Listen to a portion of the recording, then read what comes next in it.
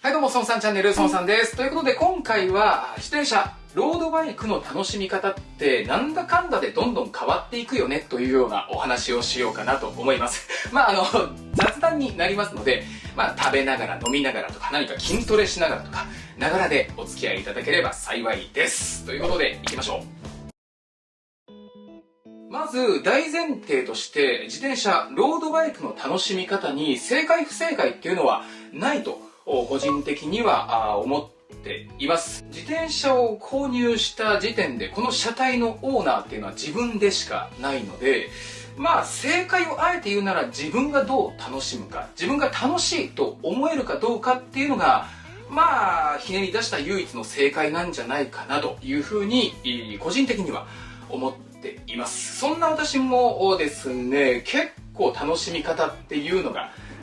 購入してからゴロゴロと変わっているところがありまして、一番最初にロードバイクを購入した、このニローネを購入したのが2018年だった気がするんですけど、モデルとしては2019年なんですね、このニローネが。なので分かりやすく2019年からロードバイク楽しみ始めた、遊び始めたと考えたら、2019、20年、21、22で今年が23なので、5年目、ちょっとぐらいになるのかなというところですね。で、最初はもともと通勤ですね、移動手段としてニローネを買っただけだったんですけれども、走ってるうちにロ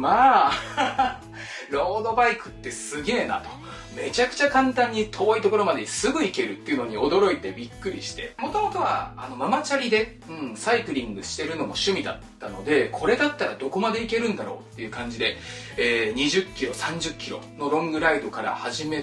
て、片道50キロオーバー、行き帰りで1日140キロ以上のロングライドをこのニローネでするようになったんですね。で、どんどんハマっていくうちに、やっぱりいろいろとね、ロードバイクのことを読んだりとか見たりとかして、調べていくと、もっといいバイク欲しいなと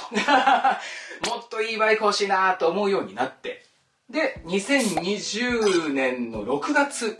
だったと思います。このオルトレ XR3 というのを購入したんですね。で、2020年オルトレを購入して以降は、月並みにもやっぱり私も速さっていうのに、憧れがあるというか求めてしまって、このマビックのコスミックプロカーボンですねのホイールも購入して、速さをどんどん追求ちょっとしちゃったんですよ。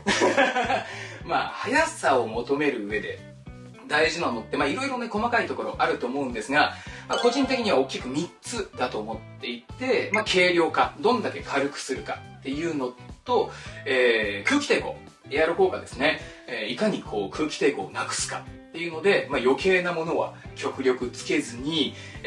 格好もねピチッとしたサイクルウェアで、空気抵抗をなくして、で、3つ目重要なのがフィジカルですね。やっぱエンジンは自分なので、トレーニングっていうトレーニングは全然しなかったんですけども、何度も走り込みをしたりして、足の筋肉をつけたり、ここの筋肉なのかハムストの筋肉使うのかとかねいろいろフィッティングとかも自分なりに研究をして速さを追求してたんですよね。なので2020年から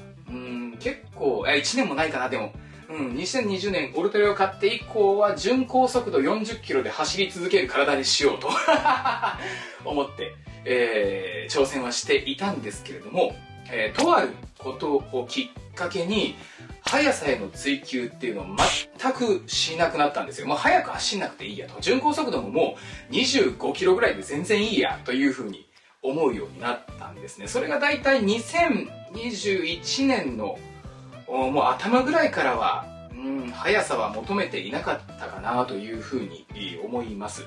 で、2021年の途中どういうふうに楽しみ方変わったかっていうと、結局やっぱりまた、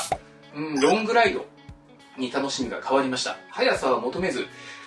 走り心地、どんだけ長い距離を楽に走り続けるかっていう方にシフトチェンジして、フィッティングもちょっとまたいじり直して、で、速さを求めないので、サドルバッグとかも大きいのをつけたりしてね、ロングライド先で、チェアリング、椅子に座ってちょっと風景見ようみたいな感じで、アウトドアチェアいつも持って行ったり、輪行袋必ず持って行ったりとか、2022年の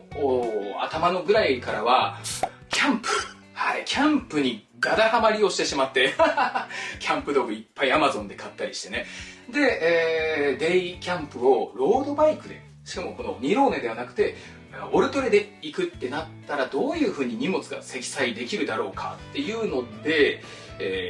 パッキングの仕方を考えたりとかっていうね、どんどん荷物増やしていったんですよね、また。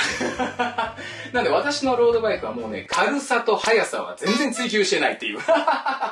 状況になっちゃったんですけれども、で特にやっぱりね、キャンプやり始めると荷物がすごい量になってくるんですよね。テントであったりタープを持っていくかとか、私の場合は撮影機材も持っていくし、焚き火をするなら焚き火のセットが必要で、料理作るならクッカーも必要だってなって、で友達と奥多摩の方でデイキャンプをした時は、オルトレ自体が、ビアンキの、オルトレ自体がそんなに軽さを追求して作っていないので、完成車の時点でだいたい10キロぐらいあるんですよ。でそこからキャンプ道具が8キロぐらい私は積み込み8キロ以上かなするので、もう自転車の時点で20キロぐらいになっちゃうんですよね。そこに60キロぐらいの私が乗るわけですから、もうそうなったら速さもね、ヒルクライムもしんどいと。今後どう変わるかっていうと、またちょっとね、ずっとキャンプとかロングライドだけになるかっていうと微妙なところがあって、ちょこちょこね、また速度、スピードに憧れる瞬間っていうのが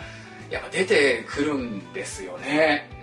ロングライド先っていうとやっぱり都心から田舎の方に走りに行くし、キャンプっていうのもやっぱり山川の方に走りに行きたくなるので、そうなると走りやすい道路っていうのが出てくるんですよ。すごいロングストレートで信号も少なくて、あんまり車も走ってないっていう道に遭遇すると、ここで2、30キロじゃなくて40キロ、50キロぐらい出したら気持ちいいだろうなーって欲がやっぱり出るんですよね。でも速さを求めなくなった理由が理由なんで、今後も速さの方に追求はしなくなるだろうなとは、予想はしてるんですけどね。今後どうなっていくかちょっとまだ分かんないところですね。さあ、まとめですと言っても何もまとめるものないんですけど雑談なんでちょっと無理やりまとめてしまうと、2018、19年かなに、2ローネを購入して通勤の快適性とロングライドの楽しさが面白くなり、2020年にオルトレ XR3 を買ってから、速さというものが楽しいなと、速さを追求するような時期があって、2021年にはまたロングライドが目的になりましたね。楽しく長く楽にいかに走れるかというのが遊びの目的になって、2022年には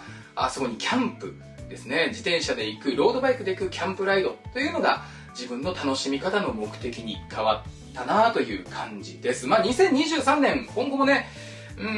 そのままの惰性でロングライドとキャンプライドっていうのが私の楽しみの目的になるだろうなというふうには思うんですけれども、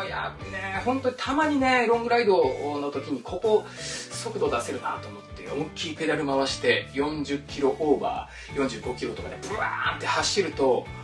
やっぱ楽しいなって思うんですよね。極力しないようにしますけれども、皆様も今どういうスタンスでロードバイクを楽しんでいますよとか楽しんでますよっていうのを、コメントなんかでいただければ私個人的に嬉しく幸いです。最後にこのものすごいこれ余談になるんですけれども、自転車の話はちょっと違うんですが、この前すっごいアニメが見たくなって、しかも自分が子供の頃に見ていたアニメがすっごくもう震えるぐらい見たくなって見たんですよ。そのタイトルが、ジャングルの王者ターちゃん。わかる人いるかな、いらっしゃると思うんですけど、久しぶりにちょっと見てね、めちゃくちゃ良かったんですよね。もう今の時代は絶対放送できないアニメなんですけどもう話も、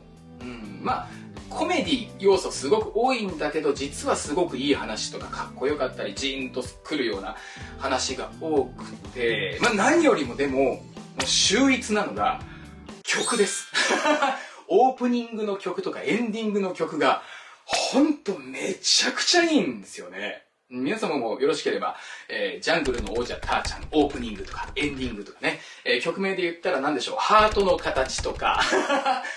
ママ I love you とか、っていうのをちょっと調べてみていただければと思います。ものすごくいい曲いっぱいありますので。ということで、今回はこれでいいんでしょうかこんなもんかなそれではまたお会いしましょう。バイバイ。